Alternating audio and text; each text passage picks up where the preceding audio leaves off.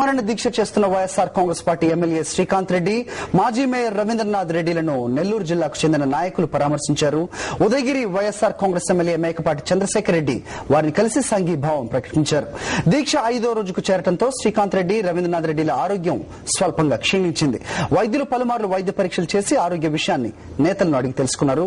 మరోవైపు నేతలు మాత్రం రాష్ట్రం సమైక్యంగా ఉంటుందని ప్రకటన చేసేంత వరకు ఉద్యమాన్ని వీడేది లేదని స్పష్టం చేశారు.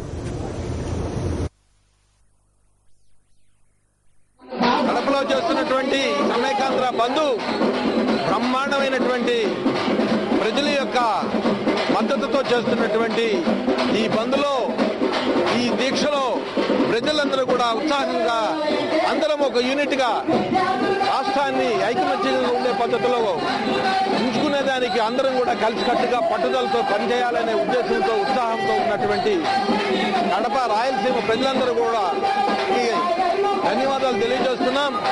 కడప పట్టణంలో దాదాపు 4 రోజుల నుంచి సమైక్య ఆంధ్ర కోసం రవీంద్రనాథ్ రెడ్డి గారు, శ్రీకాంత్ రెడ్డి గారి ఆధ్వర్యంలో ఆమరణ నిరాహార దీక్ష చేపట్టడం జరిగింది.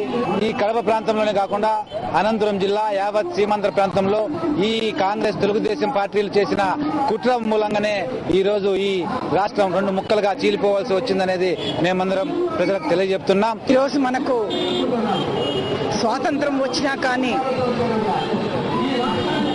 గాంధీ గారు, పెద్ద పెద్ద నాయకులందరూ కూడా కష్టపడి మనకు స్వాతంత్రం తెచ్చినా కానీ ఈ రోజు ఆంధ్ర రాష్ట్ర ప్రజలందరూ కూడా రోడ్లేకి రావడం నిజంగా చాలా బాధాకరంగా ఉంది.